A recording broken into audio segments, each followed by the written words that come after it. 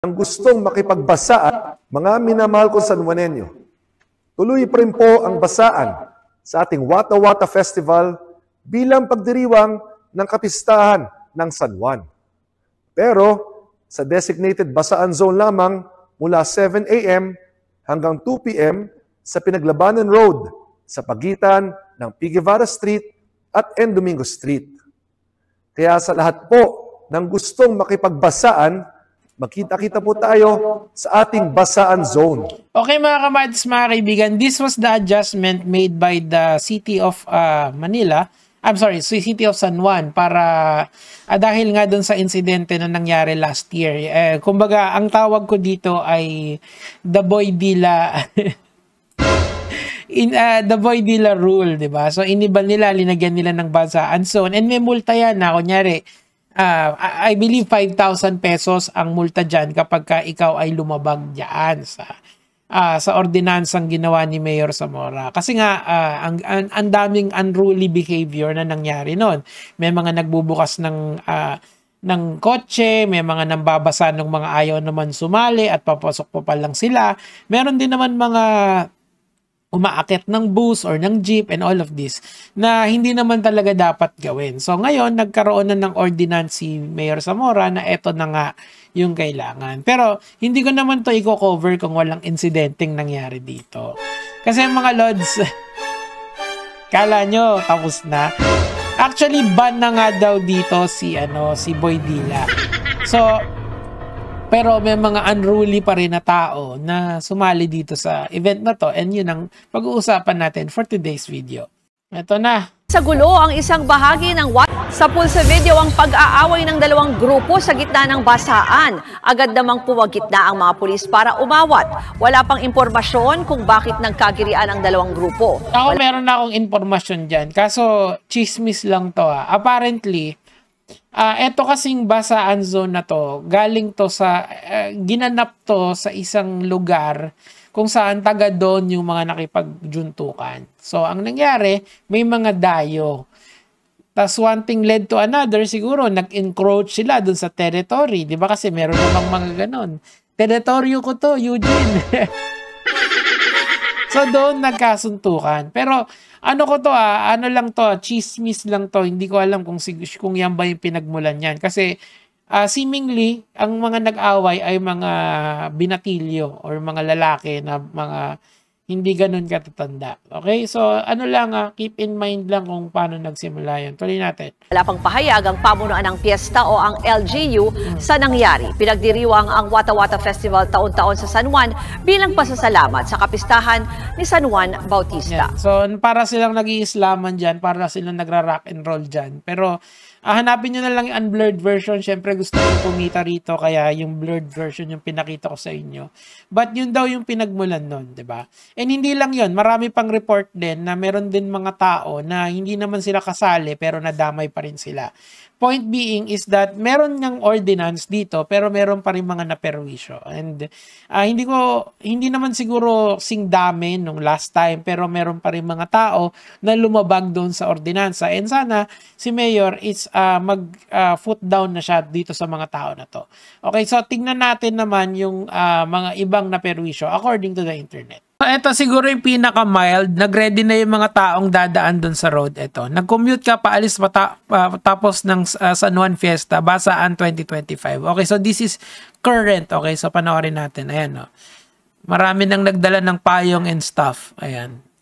Tapos sa loob ng jeep yan. Kasi nga meron pa rin mga tao na umaakit ng jeep. Kala nyo, may nangyari dun sa ordinance na yon. Meron pa rin mga titigas ang ulo. Okay, so yun yung i-feature natin for today's video. Pero ito muna siguro, ito, motorista, ang sabi dito ay walang respeto. Okay, panoorin natin.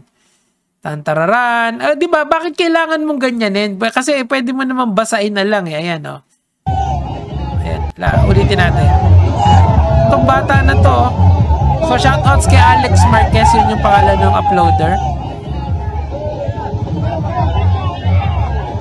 Ano pa yan? Ba't mo mo ginaganyan kasi yung gano'n yan eh, lalo na kung rider na or carrier yan ng ano ng may kailangan niyang hihatid yan, di ba? Bakit kailangan niyo yung basain? Hindi ba mga GAGO? Ayan o.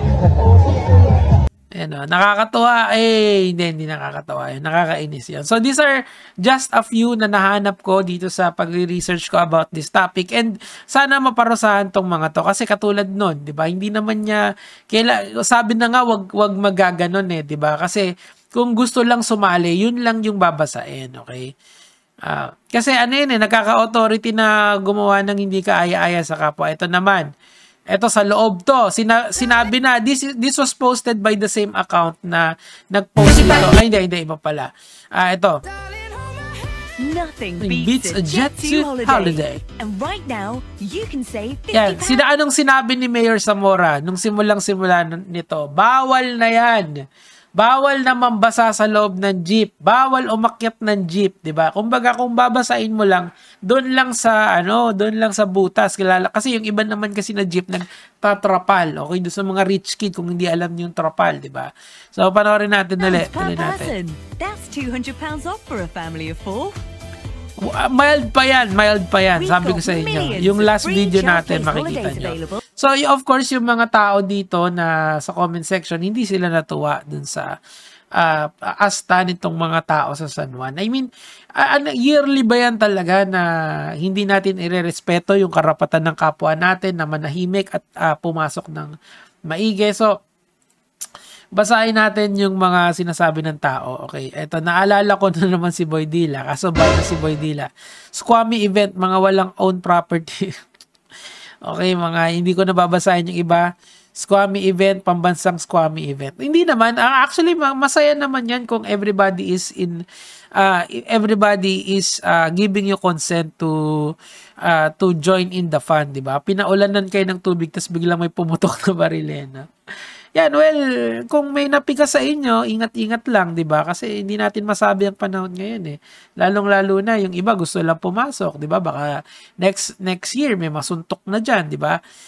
Okay, eto naman, hindi ito nangyari doon sa Wata-Wata. Pero same paniniwala din to eh. Same fundamental principle ng piyesta ang pinagdidiriwang nila dito. So may basaan din dito.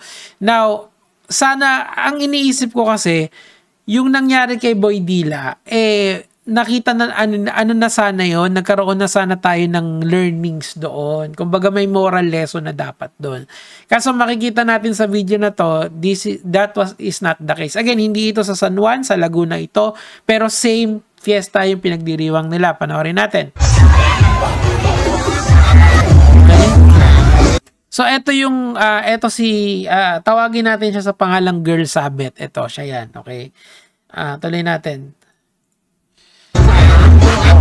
Tapos yung isa naman, parang papasok yata yan sa trabaho or sa eskwela. Basta sinasabi niya na huwag siyang basain, okay? Tuloy.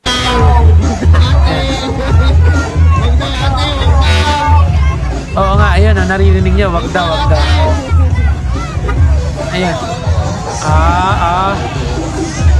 So parang inaano pa, tinotont pa, 'di ba? Nung binasa, tinont pa. Hindi ko talaga magets tong ano na to tong piyesta na to What is the point in doing that to people who just wants to go to work or to school, 'di ba?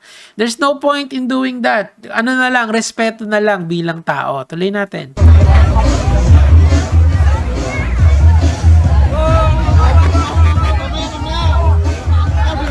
Ayan binabasa pa rin sila Pero in fairness naman, hindi ito cover nung kay Zamora. But the thing is, sana lang sana lang ayusin nila na lahat sana ng zone na merong ganito, may ordinance na malupit. Kasi kita mo, may mga abusado talaga.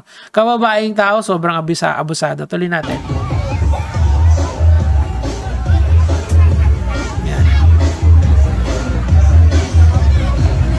Yan inaawat nila yung babae kasi gusto din yung bumaba at makipag-away. Grabe. Ayan. Ayan si Girl Sabet inaano na iniiwas na. ayun, binasa siya.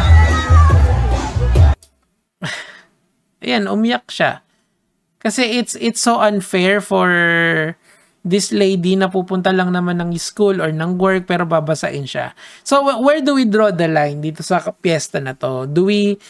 It's a wonderful tradition na kasi nga you are free to express your belief, whether you have a belief or not, pwede yan dito sa Pilipinas, yung freedom of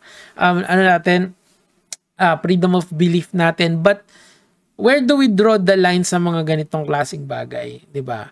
Kasi yung mga tao na to, gusto lang nilang pumasok. Hindi naman sila nakasasakyan, hindi naman sila mayaman, hindi naman sila paldong-paldo sa buhay, and they need to go to work or to school to do their responsibility. And yet, kita mo yung nangyayari, 'di ba? So itong si Girl Sabet, wala na ngang Boy Dila, may Girl Sabet naman, di ba? Hindi siya maganda talaga, hindi siya magandang ehemplo it sets a bad precedence, mga kamatis, mga kaibigan, di ba? So anyway, mga kamatis, yun lang naman po yung sa akin for today, and it's very disappointing. Every year na lang merong umi-eksena ng ganito. Gagawin mga